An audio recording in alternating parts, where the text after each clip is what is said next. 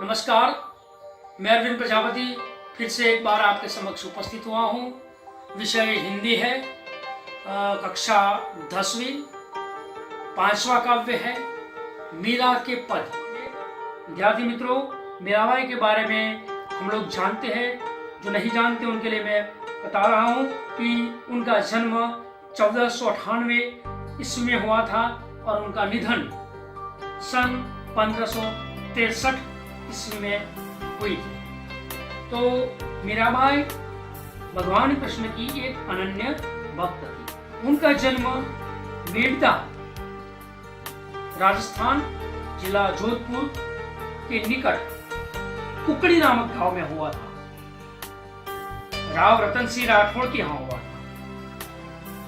2 वर्ष की उम्र में उनके दादा दुधाराव उन्हें बेड़ता ले गए, क्योंकि मीरा की मां का देहावसान हो गया था। दुधाराव स्वयं वैष्णव भक्त थे। उस परिवेश के प्रभाव स्वरूप मीरा बचपन से ही श्री कृष्ण की ओर उन्मुख हो गई। उनका ब्याह, मीराबाई का ब्याह राणा सांगा के ज्येष्ठ पुत्र कुंवर भोजराज के साथ हुआ था। विवाह के 7 वर्ष बाद भोजराज का स्वर्गवास हो गया। अब वे अपना अधिकांश समय सत्संग एवं पूजा पाठ में बिताने लगी। पारिवारिक यातनाओं से व्यथित होकर उनका मन विरक्त हो गया और मीरा पहले वृंदावन और बाद में द्वारका चली गई, जहां जीवन के अंतिम समय तक रही। मीरा के रचित पद मीरा पदावली के नाम से प्रकाशित रूप में प्राप्त है। मीराबाई ने जो पद लिखे का नाम है मीरा पदावली। अपने आराध्य गिरधर गोपाल की विलक्षण रूप छटा के प्रति उनकी अनन्य आसक्ति अनेक भावधाराओं में बह चली है। यह संकलित जो पद है उसमें पहला पद हम देखेंगे तो उसमें मीराबाई ने कहा है कि मेरे तो गिरधर गोपाल दूसरा न कोई, मेरे तो गिरधर गोपाल दूसरा न कोई। यहाँ पे गिरधर शब्द, मेरे तो गिरधर भगवान कृष्ण का एक दूसरा नाम है। कहा जाता है कि वृंदावन में गोवर्धन नामक एक पर्वत है।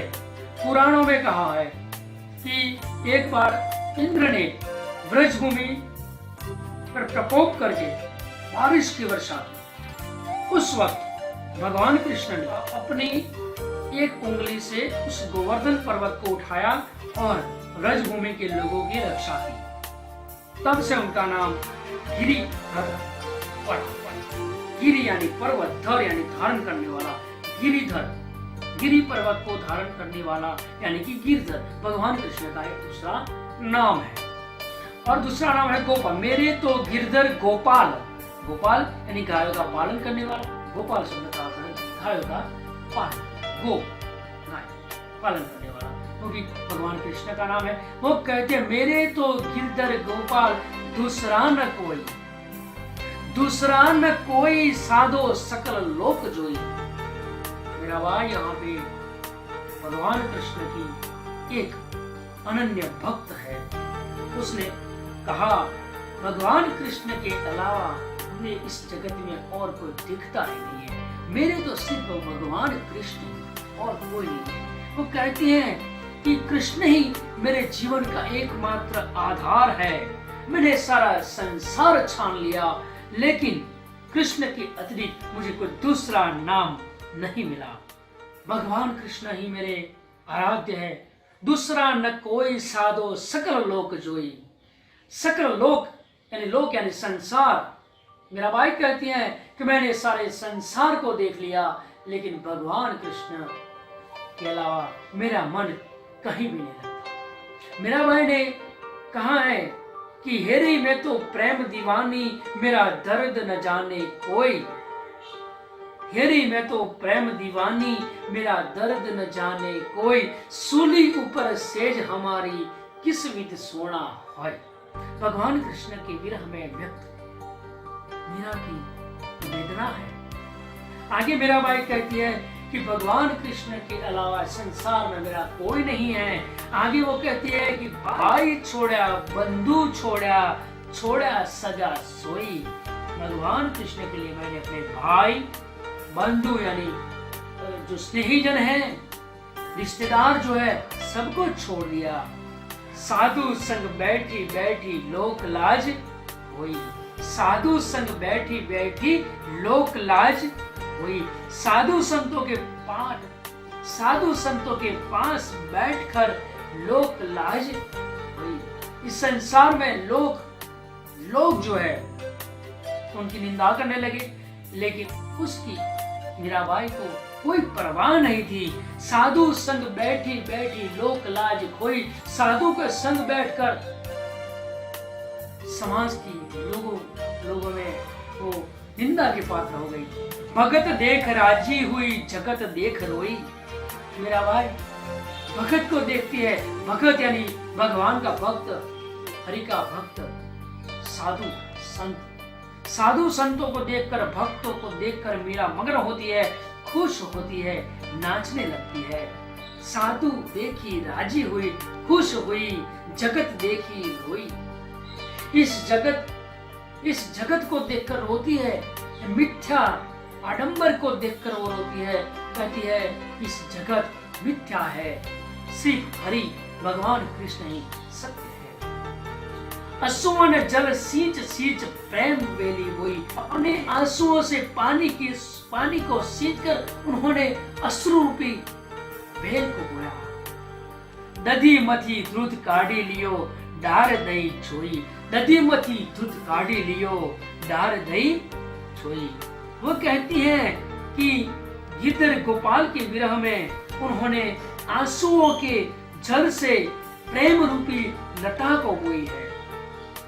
तो आगे कहती है कि जैसे दही जो होता है उसको मथ कर घी निकाल लेने के बाद मथानी को एक और रख दिया जाता है, वैसे ही दधी मथी दूध काढ़ी लियो, डार दही छोई। जो दही को मत कर मक्खन और घी निकाल दिया जाता है, बाद में पात्रों को एक और रख दिया जाता है। इस तरह वैसे ही मैंने इस भवसागर को मंथन कर श्री कृष्ण के प्रेम रूपी सार तत्वों को एकत्र कर लिया है और सांसारिकता को किनारे पर रख दिया है। इस भवसागर को पार करने के लिए उन्होंने भगवान कृष्ण के नाम का सहारा लिया है और इस संसार रूपी सागर को छोड़ दिया है। आगे मीरा कहती है, राणा विष को प्यालो भेजो, पिय मगन होई। राणा उनका जो देव था वो मीराबाई की इन हरकतों से नाराज होकर एक बार उस राणा ने मीराबाई को विष का प्याला भेजा, जहर का प्याला भेज दिया। तो क्या हुआ? राणा विष को प्यालो भेजो, पिय मगन होई। जब राणा ने जहर का प्याला भेजा पर उसे मैंने खुशी खुशी पी लिया।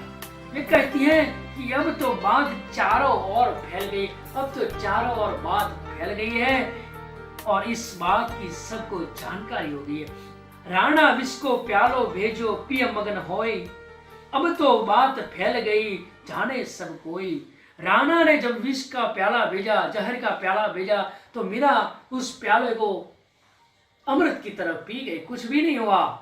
आगे कहती है, अब तो बात फैल गई, अब तो चारों तरफ संसार में मेरी बात फैल गई है, सब लोग जान गए हैं। मीराबाई कहती है कि मीरा राम लगन लागी, होनी होय से होई। मीरा राम लगन लागी, होनी होय सो होई।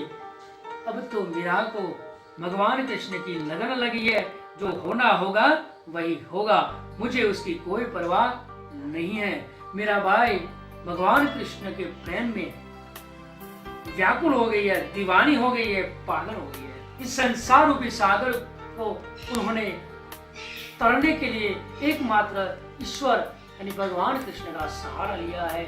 उन्होंने उनके प्रेम में आंसुओं से प्रेम लता को बोई है। भगवान के प्रति मीराबाई की अनन्य भक्ति यहाँ पे व्यक्त होती है। नमस्कार।